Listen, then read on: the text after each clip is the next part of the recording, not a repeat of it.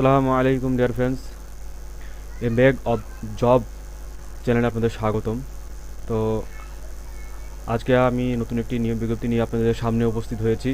তো নিয়োগ বিজ্ঞপ্তিটি সম্পর্কে বিস্তারিত সব কিছু আলোচনা করব এবং এটি কিসের নিয়োগ বিজ্ঞপ্তি সেটাও আমি আপনাদেরকে বলবো। তো আপনারা ভিডিওটি ভালোভাবে দেখবেন, স্কিপ করবেন না এবং ভালোভাবে দেখবেন, তাহলে বুঝতে সুবিধা হবে। এবং যারা আমার চ্যানেলে নতুন আছেন তারা আমার চ্যানেলটি সাবস্ক্রাইব করবেন এবং লাইক ক্লিক করবেন। এবং আপনারা অ্যাক্টিভ থাকলে আমার যে ভিডিওগুলি সেগুলো সব কিছু তথ্য এবং ভিডিওগুলি আপনি পেয়ে যাবেন। তো এই জন্য আপনারা আমার চ্যানেলের সাথে থাকবেন এবং সাবস্ক্রাইব বাটন ক্লিক করবেন। তো চলুন আমরা দেখে আসি আজকের নিয়োগ বিজ্ঞপ্তি। তো আপনারা এখানে দেখতে পাচ্ছেন যে দেওয়া আছে নিয়োগ বিজ্ঞপ্তি। এটি কিন্তু বাংলাদেশ সুপ্রিম কোর্টের একটি নিয়োগ বিজ্ঞপ্তি। তো বাংলাদেশ সুপ্রিম কোর্ট হাইকোর্ট বিভাগের নিম্নলিখিত শূন্য পদ অস্থায়ী ভিত্তিতে পূরণের নিম্নবর্ণিত শর্ত সাপেক্ষে বাংলাদেশ প্রকৃত নাগরিকদের নিকট হতে দরখাস্ত আহ্বান করা হচ্ছে। তো যেহেতু এখানে দরখাস্ত বলছে সেহেতু আপনাদেরকে এখানে কিন্তু অনলাইনে করা যাবে না। এখানে আপনাদেরকে ডাক যোগাযোগ বা কুরিয়ার বা সরাসরি আপনাদেরকে এটি আবেদন করতে হবে। তো আপনারা কিভাবে আবেদন করবেন সেটিও একটি ভিডিও আছে। তো এবং আপনারা কিভাবে আবেদন করবেন না করবেন সেটাই সম্পর্কে আমি বিস্তারিত বলবো। তো আপনারা দেখছেন এখানে অস্থায়ী, কিন্তু আপনাদের এটা স্থায়ী হয়ে যায় 3 মাস বা 6 মাস পরে এটা কিন্তু স্থায়ী হয়ে যায়। তো আমরা এখন দেখে আসি পদগুলো। এখানে কিন্তু 1 নম্বরে দেখতেছেন আপনারা পদের নাম হচ্ছে স্টেনোগ্রাফার। এখানে পদ সংখ্যা কিন্তু 3টি। আপনার বেতন এখানে দেওয়া আছে 11,000 থেকে 26,590। তো এখানে কিন্তু যোগ্যতা যা চাইছে, লিপি ও টাইপিং এ দক্ষতা সম্পন্ন কমপক্ষে উচ্চ মাধ্যমিক সার্টিফিকেট অথবা সমমানের শিক্ষাগত যোগ্যতা সহ ইংরেজি ও বাংলায় টাইপিং এ প্রতি মিনিটে যথাক্রমে 30 ও 25 শব্দের টাইপের গতি এবং ইংরেজি ও বাংলায় 60 টিপিতে প্রতি মিনিটে যথাক্রমে 100 ও 70 শব্দের গতি থাকতে হবে। তো আপনারা দেখতে পাচ্ছেন যে এখানে কিন্তু সমমানের সার্টিফিকেট লাগবে এবং পাশাপাশি একটি সার্টিফিকেট লাগবে কারিগরি, যে কম্পিউটারের উপরে, সেটার একটি সার্টিফিকেট কিন্তু লাগবে। তো এরপরে আমরা দেখব স্টেনো টাইপিস্ট। এখানে কিন্তু আপনার পদ সংখ্যা হচ্ছে 6টি। এখানে কিন্তু বেতন গ্রেড যেটা আছে সেটা হলো 14। এবং এখানে কিন্তু বেতন দেওয়া আছে, যে বেতন স্কেল যেটা দেওয়া আছে সেটা হলো 10,200 থেকে 24,680। এখন এখানে কিন্তু আপনার উপরে যা বলা হয়েছে ঠিক তাই এখানে দেওয়া আছে, আপনারা একটু দেখে নেবেন। এখানে কিন্তু সেম তাই দেওয়া আছে। তো এরপরে আমরা দেখব steno typist cum computer operator. এখানে কিন্তু পদ সংখ্যা 1টি।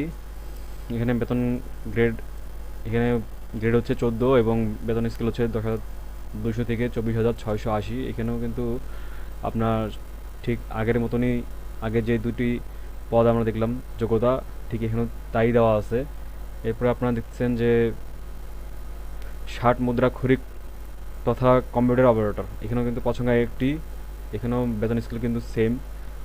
3 নম্বর যে পদে যা দেওয়া আছে এখানেও কিন্তু সেম দেওয়া আছে। এখানেও আপনার অভিজ্ঞতা বা যোগ্যতা যা চাইছে এখানেও কিন্তু তাই দেওয়া আছে।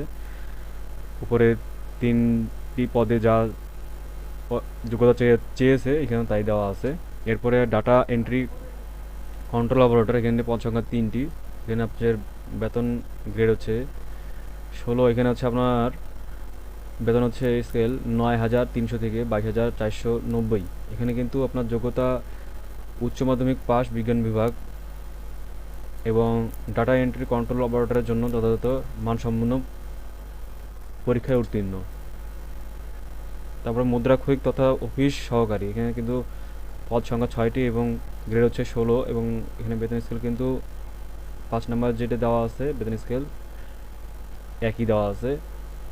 তো এরপরে আপনারা দেখতেছেন এখানে যোগ্যতা কমপক্ষে উচ্চ মাধ্যমিক সার্টিফিকেটে অথবা সমমানের শিক্ষাগত যোগ্যতা এবং কম্পিউটার প্রশিক্ষণপ্রাপ্ত হতে হবে। তো এখানে কিন্তু সমমানের সার্টিফিকেট লাগবে এবং আপনাদের কম্পিউটারের যে সার্টিফিকেট সেটাও লাগবে এবং ইংরেজি বাংলায় কম্পিউটার টাইপিং এ কর্মদক্ষতা প্রতি মিনিটে এখানে কিন্তু প্রতি মিনিটে আপনার হচ্ছে লেখার গতি যেটা থাকতে হবে মিনিটে 20 থেকে 20 আপনার হচ্ছে ইংলিশ এবং বাংলা থাকতে হবে প্রতি মিনিটে। এবং ষাটলিপিতে জ্ঞান সম্পন্ন প্রার্থীকে অগ্রাধিকার দেওয়া হবে। ষাটলিপিতে জ্ঞান থাকতে হবে, তাহলে কিন্তু আপনি অগ্রাধিকার পাবেন। তো অফিস সহকারী কাম কম্পিউটার মুদ্রাক্ষরিক, এখানে কিন্তু পদ সংখ্যা 4টি এবং এখানে গ্রেড হচ্ছে 16 এবং এখানে বেতন স্কেল কিন্তু 6 নম্বরে যা দেওয়া আছে এখানে তাই সেম দেওয়া আছে। এবং এখানে আপনার হচ্ছে একই কথা বলছে, উপরে যা দেওয়া আছে এখানে কিন্তু তাই বলা আছে। উপরে যে পদে যা চাইছে যোগ্যতা এখানেও তাই দেওয়া আছে, এই পদে সেম। তো এরপরে আমরা 8 নম্বরে দেখব। 8 নম্বর হচ্ছে ফটোস্ট্যাট মেশিন অপারেটর। এখানে কিন্তু পদ সংখ্যা হচ্ছে 1টি এবং গ্রেড হচ্ছে 17। এখানে বেতন স্কেল কিন্তু 9,000 থেকে 21,800। এখানে ফটোস্ট্যাট মেশিন পরিচালনার দক্ষতা সহ ন্যূনতম এসএসসি পাস অথবা সমানের শিক্ষাগত যোগ্যতা সম্পন্ন। এরপরে নামের আমরা দেখি আমরা এখানে MLSS, এখানে কিন্তু পদ সংখ্যা 48। এখানে কিন্তু বেতন স্কেল হচ্ছে 8,250 থেকে 20,010 টাকা এবং গ্রেড হচ্ছে 20। এখানে কমপক্ষে 8ম শ্রেণী পাস অথবা সমানের শিক্ষাগত যোগ্যতা।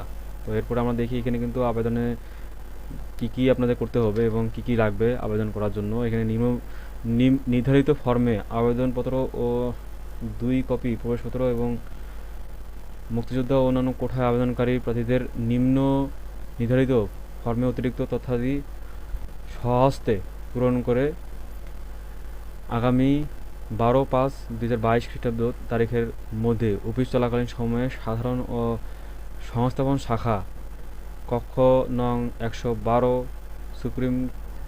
বাংলাদেশ সুপ্রিম কোর্ট, হাইকোর্ট বিভাগ, ঢাকা 1000 বরাবরে ডাকযোগে কুরিয়ার সার্ভিসের মাধ্যমে অথবা সরাসরি পৌঁছাতে হবে। তো আপনারা দেখলেন যে এখানে কিন্তু স্বহস্তে লিখতে হবে। ওদের যে একটা ফর্ম আছে ওই ফর্মটা পূরণ করতে হবে স্বহস্তে এবং 2 কপি ছবি লাগবে। এবং আপনাদেরকে 12/5 মানে মে মাসের 12 তারিখের মধ্যে আগে আর কি আপনাদেরকে পাঠাতে হবে এটা। এবং এটি কুরিয়ার সার্ভিস বা ডাকযোগের মাধ্যমে অথবা সরাসরি আপনাদের দিতে হবে।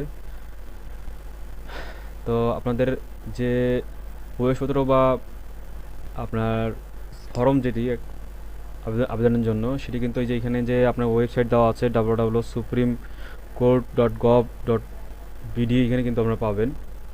তো এখানে কিন্তু বয়স কিন্তু 32 পর্যন্ত মুক্তিযোদ্ধা এবং যারা জেনারেল আছেন সাধারণ তাদের কিন্তু 18 হতে 30। তো এরপরে কিন্তু আপনাদের আবেদনপত্রের সাথে 3 কপি পাসপোর্ট সাইজ সত্যায়িত রঙিন ছবি লাগবে। এবং এখানে কিন্তু অনেক কিছু বলা আছে, আপনি একটু দেখে নেবেন।